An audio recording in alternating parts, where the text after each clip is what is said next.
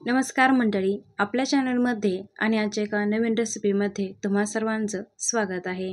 मनाला येईल तेव्हा बनवाल तुम्ही असे हे कुरकुरीत क्रिस्पी डाळींचे वडे. खायला जेवढे खमंग, बघता क्षणी तोंडाला पाणी सुटणारे असे हे डाळ वडे कसे बनवायचे, म्हणजेच काय, तुम्ही हे प्रेमिक्स जर घरामध्ये एकदा बनवून ठेवलं तर मनाला येईल तुम्ही किंवा ह्या पावसाळ्यामध्ये या वड्याचा नक्कीच आनंद घेऊ शकता. तर हे डाळ वडे बनवायचे कसे किंवा त्याचं प्रेमिक्स कसं बनवून ठेवायचं, वेळ न लावता आपल्या ह्या रेसिपीला सुरुवात करूया. त्यासाठी व्हिडिओ अगदी शेवटपर्यंत नक्की बघा. सर्व साहित्य एका वाटीने किंवा कपाने तुम्ही मोजून घ्या. त्यासाठी मी इथं 2 वाटी कच्चे तांदूळ घेतलेले आहे, 1 वाटी मूग घेतलेले आहे आणि 1 वाटी चणा डाळ मी इथं घेतलेला आहे. सर्व साहित्य मी एका वाटीनेच मोजून घेतलेलं आहे, तुम्ही पाहू शकता. आणि तांदूळ तुम्ही कच्चा तांदूळ घ्या, जेणेकरून वडे देखील छान होतात.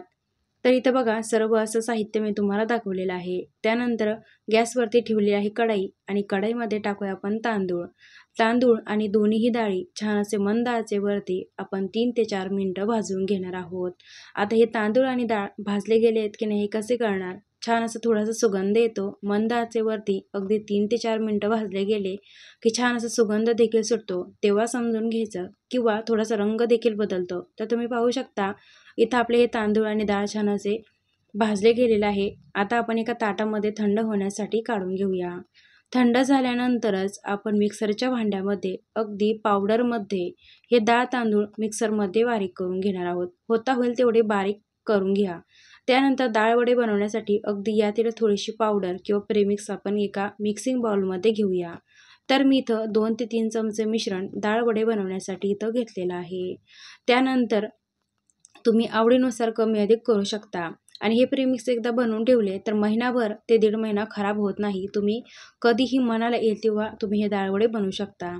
त्यानंतर यामध्ये मी घेणार आहे बारीक चिरलेल्या 2 मध्यम आकाराचे कांदे, अगदी बारीक चिरून घेतलेले आहे.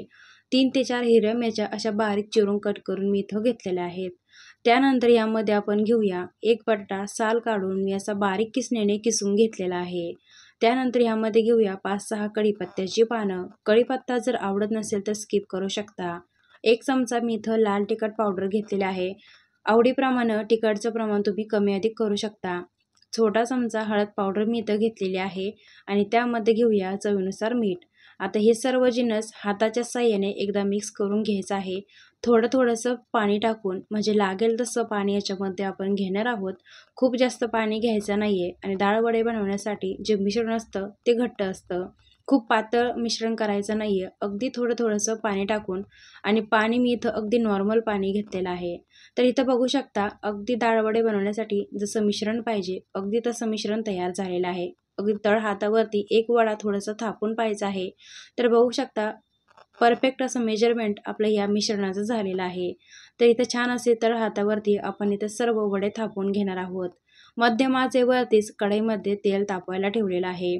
जेव्हा पण तुम्ही कोणताही कुरकुरीत असा होणारा पदार्थ जर तळत असाल तर मध्यम आचेवरतीच, खूप जास्त तापलेलं तेल नसावं, मध्यम आचेवरती तेल तापलेलं असावं.